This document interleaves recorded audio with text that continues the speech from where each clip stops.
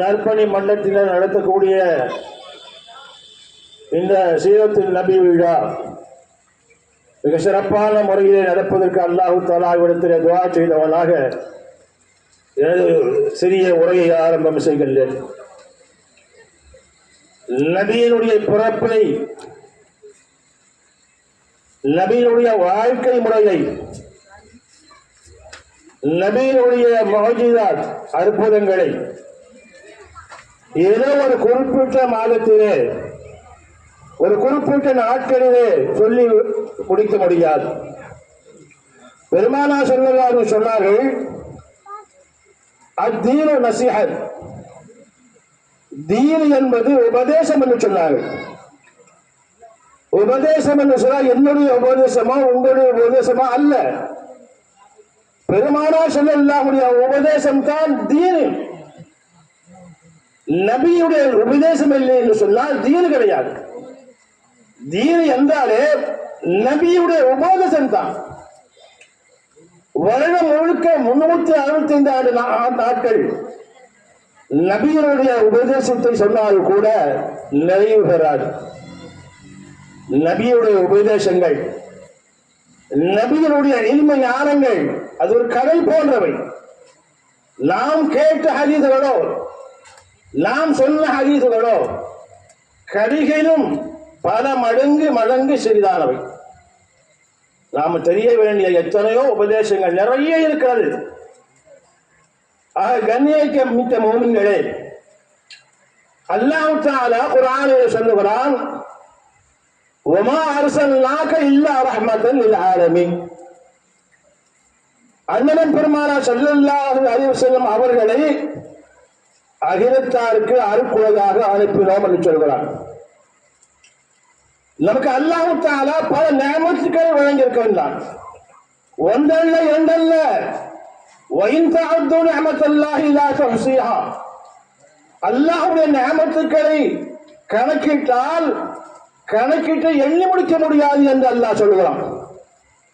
நம்முடைய வாழ்நாள் முறை, வாழ்நாள் வரை அல்லாஹ் தஆலா அவருடைய நிஅமத்துக்களை நமக்கு வழங்கி கொண்டே இருக்கின்றான். அல்லாஹ் நமக்கு அளித்திருக்கின்ற நிஅமத்துக்களில் மிகப்பெரிய நிஅமத்து என்ன தெரியுமா? பெருமானார் ஸல்லல்லாஹு அலைஹி வஸல்லம் அவர்களை நமக்கு நபியாக அனுப்பினாரே, நாம் நபியாக ஏற்றுக்கொண்டோமே, பெற்றுக்கொண்டோமே, இதுதான் அல்லாஹ்வுடைய நிஅமத்துக்களிலே மிகப்பெரிய நிஅமத். கண்ணியமிக்க மோமின்களே, நபியை போன்று முன்பு யாரும் பிறக்கவும் இல்லை, இனி பிறக்க போவதும் இல்லை. கண்மணி நாயகம் ஸல்லல்லாஹு அலைஹி வஸல்லம் அவர்கள் பன்முகம் தன்மை கொண்டவர்கள். ஒரே நேரத்திலே எல்லா தன்மைகளும் ஒருங்கிணைந்த நபி. இந்த உலகத்திலே எத்தனையோ நபிமார்கள் தோன்றிருக்கின்றார்கள். எந்த நபிமார்களுக்கும் இல்லாத ஒரு சிறப்பை, மகத்துவத்தை பெருமானார் ஸல்லல்லாஹு அலைஹி வஸல்லம் அவர்களுக்கு அல்லாஹ் கொடுத்திருந்தான். ஒரே நேரத்திலே எல்லா தன்மைகளும் ஒருங்கிணைந்த நபி. எப்படி தெரியுமா? அரசியல் ஞானியாக, ஆன்மீக தலைவராக, பொருளாதார நிபுணராக, சட்டம் வகுப்பவராக, நீதி வழங்குபவராக, குடும்ப தலைவராக, எதிரிகளால் கூட சாதிக்குல் அமீன், உண்மையானவர், நம்பிக்கைக்குரியவர் என்று எதிரிகளால் கூட புகழப்பட்டவர்கள். சமூக போராளியாக, நற்குணம் கொண்டவராக, கியாம நாள் வரை நமக்கு ஏற்படுகின்ற பிரச்சனைகளுக்கெல்லாம் தீர்வு கண்டவர்கள் பெருமானார். என்னென்ன பிரச்சனைகள் தோன்றுகிறதோ கியாம நாள் வரை அத்தனை பிரச்சனைகளுக்கும் அல்லாஹ் பெருமானார் ஸல்லல்லாஹு தீர்வு கண்டார்கள். என்ன பிரச்சனையோ, ஒரு பிரச்சனை வந்து விட்டால் பெருமானாருடைய புக், அந்த கிதாப் இருக்கிற திறந்த கிதாப், அவருடைய வாழ்க்கை வழிமுறை திறந்த புத்தகமாக இருக்கிறது. புத்தகத்தை புரட்டி பார்த்தால் நம்முடைய பிரச்சனைக்கு அங்கே தீர்வு கண்டுவிடலாம். இப்படி எல்லா பிரச்சனைக்கும் பெருமானார் ஸல்லல்லாஹு அலைஹி வஸல்லம் தீர்வு கண்டார்கள். இப்படி சொல்லிக்கொண்டே போகலாம், சொல்லி முடிக்க முடியாது. எழுத்தினால் வால்யூம்களாக எழுதினாலும் கூட எழுத முடிக்க முடியாது. பெருமானாருடைய தன்மைகள் மிகச் சிறந்த தன்மைகள். உலகத்தில் எத்தனையோ தலைவர்கள் தோன்றினார்கள். அவர்களுக்கெல்லாம் ஒன்று இருந்தால் ஒன்று இருக்காது. அரசியல் தெரிந்தால் ஆன்மீகம் தெரியாது, ஆன்மீகம் தெரிந்தால் அரசியல் தெரியாது, பொருளாதாரம் தெரிந்தால் சட்டம் தெரியாது.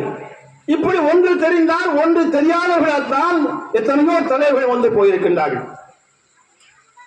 கண்ணியமிக்க முன்னரே பெருமானார் ஸல்லல்லாஹு அலைஹி வஸல்லம் அவர்கள் நமக்கு ஒரு சிறந்த ஆட்சியாளர்களாக நமக்கு திகழ்ந்தார்கள். எப்படி ஆட்சி செய்ய வேண்டும் என்பதை காட்டி தந்தார்கள். இன்னைக்கு நாட்டை ஆளக்கூடிய பிரதமர், அல்லது நம்ம தமிழகத்தை ஆளக்கூடிய முதல்வர், இவர்களுக்கு ஆலோசனை சொல்லக்கூடிய பல அதிகாரிகள் இருப்பார்கள். அதிகாரிகள் என்ன ஆலோசனை வழங்குகின்றார்களோ அதன்படி நடக்கும்படி அவர் தீர்ப்பு சொல்லுவார். முதல்வராகவோ பிரதமராக இருந்தாலும் சரி, பல துறைகள் இருக்கும். எல்லா துறைகளுக்கும் வந்து இருப்பார்கள். அவருக்கு பல அதிகாரிகள் இருப்பார்கள் ஆலோசிப்பதற்காக வேண்டி. ஆனால் பெருமானார் ஸல்லல்லாஹு அலைஹி அவர்கள் எல்லா துறைகளுக்கும் கவர்னர்கள் இருந்தாலும் கூட எல்லா துறைகளுக்கும் ஆலோசனை கொள்ளக்கூடிய ஆட்சியாளர்களாக, மிக சிறந்த ஆட்சியாளராக வாழ்ந்து காட்டினார்கள். அதே போன்று நீதி வழங்குவோராக இருந்தார்கள். ஒரு நாள் பெருமானார் ஸல்லல்லாஹு அலைஹி இடத்திலே ஒரு வழக்கு கொண்டு வந்தது. உயிர்குலத்து பெண் ஒருவர் திருடிவிட்டார் என்பதற்காக வழக்கு தொடுத்தவரும் தொடுக்கப்பட்டவர்களும் பெருமானாரிடத்திலே வருகின்றார்கள். கண்மணி நாயகம் ஸல்லல்லாஹு அலைஹி வஸல்லம் மஸ்ஜித் நபவியிலே அமர்ந்திருக்கின்றார்கள். வழக்கு வந்திருக்கின்றது. பெருமானார் ஸல்லல்லாஹு அலைஹி அவர்கள் வழக்கை விசாரிக்கின்றார்கள். தீர்க்க இரண்டு பக்கமும் விசாரித்ததற்கு பின்பு அந்த பெண் திருடிவிட்டாள் என்பது ஊர்ஜியமாக தெரிந்த பின்னாலே அந்த பெண்ணுக்கு பெருமானார் தண்டனை வழங்கினார்கள். திருடினால் என்ன தண்டனையோ அந்த தண்டனையை பெருமானார் ஸல்லல்லாஹு அலைஹி வழங்கினார்கள். உயர்குலத்து குடும்பத்தாக நாம் பதறி எழுந்தார்கள். ஒரு உயர்குலத்து பெண்ணுக்கு ஒரு தண்டனையா? அப்படி தண்டனை வழங்கியிருந்தால் அந்த நாடு என்ன சொல்லும்? நாடு மக்கள் என்ன பேசுவார்கள்? எப்படியாவது தண்டனை நிறுத்திவிட வேண்டும் என்பதற்காக வேண்டி பெருமானாரோடு நெருங்கிய சஹாபாக்களிலே ஒருவர் உசாமா பின் ஸைத் ரலியல்லாஹு தஆலா அன்ஹு அவர்களை அழைத்து அணுகி, இந்த பெண் உயர்குலத்து பெண், அந்த பெண்ணுக்கு தண்டனை வழங்கினால் மக்கள் என்ன சொல்லுவார்கள்? அதனால பெருமானாரிடத்திலே சிபாரிசு செய்து அந்த தண்டனை இல்லாமல் ஆகுங்கள் என்று சொல்லி அனுப்பினார்கள். பெருமானாரிடத்திலே உசாமா பின் ஸைத் ரலியல்லாஹு அன்ஹு போய் பெருமானாரிடத்திலே செய்தி சொன்ன உடனே பெருமானார் ஸல்லல்லாஹு அலைஹி வாழ்க்கையிலே எந்த விஷயத்திற்காகவும் அவர் கோபப்பட்டதே கிடையாது. மார்க்க விஷயத்தில் மட்டும் அவர்கள் கோபப்படுவார்கள், கடுகடுப்பார்கள். என்ன சொல்லுகிறாய்? இது அல்லாஹ்வின் புறத்தில் வந்த சட்டத்தை மாற்ற சொல்லுகிறாயா? இது ரப்பின் புறத்தில் வந்த சட்டம். எந்த குலத்திலே என்னிடத்தில் சொல்லுகிறாய், கேட்கிறாய் என்று பெருமானார் சொன்னார்கள். என்னுடைய மகள் ஃபாத்திமா, அவள் திருநாள் கூட அவருடைய கையை சொல்லிப்பேன் என்று சொன்னார்கள். நீதி வழங்குவதாக நீதியை நிலைநாட்டியவர்கள் பெருமானார் ஸல்லல்லாஹு அலைஹி வஸல்லம் அவர்கள். அதே போன்று குடும்பத் தலைவராக ஒரு குடும்பத் தலைவர் எப்படி இருக்க வேண்டும் என்று பெருமானார் வழிகாட்டி தந்தார்கள். பெருமானார் ஸல்லல்லாஹு அலைஹி வஸல்லம் ஒரு பிரச்சனை அல்ல, இரண்டு பிரச்சனை அல்ல, 1000 பிரச்சனைகள். அரசியல் பிரச்சனை, ஆட்சியில் பிரச்சனை, பெருமானாருடைய அவரோடு இந்த சூழ்ச்சிக்கான பிரச்சனை, இவ்வளவு பிரச்சனைக்கு மத்தியில சஹாபாக்களோடு உரையாடல்கள், நாட்டு நடப்பை கவனிக்க வேண்டும். இவ்வளவு பிரச்சனை இருக்கின்ற போது தன்னுடைய இல்லத்தரசியை இல்லத்திற்கு சென்று பார்க்கிற போது இல்லத்திற்கு உள்ளால் நுழைவதற்கு முன்னாலே எல்லா பிரச்சனையும் அப்படியே வெளியே விட்டுருவாங்க.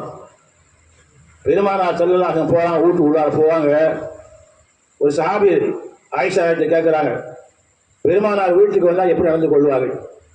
பெருமானார் ஸல்லல்லாஹு வீட்டுக்கு வந்தா சலாம் சொல்லியவராக பொருள் பூத்தவராக சிரித்தவராக வருவார்கள். நான் ஒரு நாள் கூட பெருமானாருடைய முகத்திலே கடுகடுப்பை நான் பார்த்ததில்லை. வந்த பெருமானார் ஸல்லல்லாஹு அலைஹி அவர்கள் தங்களுடைய உடைகளை தாங்களே தன் கையில் கொண்டு துவைப்பார்கள்.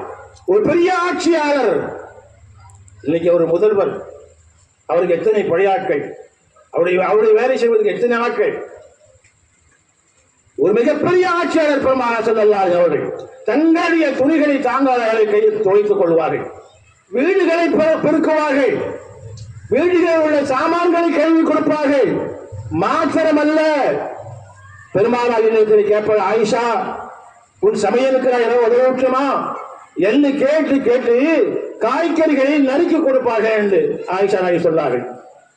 ஒரு குடும்பத்தில் எப்படி குடும்பத் தலைவர் நடந்து கொள்ள வேண்டும் என்பதை பெருமானார் ஸல்லல்லாஹு அலைஹி அவர்கள் குடும்பத் தலைவராக அவர்கள் நடத்தி காட்டினார்கள். ஆக கண்ணியமிக்க மூமின்களே, இன்மையிலும் சரி மறுமையிலும் சரி ஆதரவு வைத்துக்க வேண்டிய ஒரே நபர் பெருமானார் முஹம்மது ரசூலுல்லாஹ் ஸல்லல்லாஹு அலைஹி வஸல்லம். இந்த உலகத்திலே மூமின்களாக முஸ்லிம்களாக நாம வாழ்வதற்கு நபியுடைய ரஹ்மத்து தேவை. நாளை மறுமையிலே நபியுடைய ஷஃபாஅத்தை பெறுவதற்கு நபியுடைய ரஹ்மத்து தேவை. நபியுடைய ரஹ்மத் இல்லாமல் இம்மையிலும் சரி மறுமையிலும் சரி நாம் நிம்மதியாக வாழ முடியாது. ஆகவே கண்ணியமிக்க மூமின்களே, பெருமானார் ஸல்லல்லாஹு அலைஹி வஸல்லம் அவர்கள் எப்படி வாழ்ந்து காட்டினார்களோ அது போன்ற அந்த வாழ்க்கையை நாம வாழ வேண்டும் என்பதற்கு வாழ அல்லாஹ் தஆலா நம் அனைவர்களுக்கும் தௌஃபீக் செய்வானாக, அருள் புரிவானாக என்று கூறிக்கொண்டு எனது உரையை நிறைவு செய்கிறேன். وآخر دعوانا الحمد لله رب العالمين. السلام عليكم ورحمة الله وبركاته.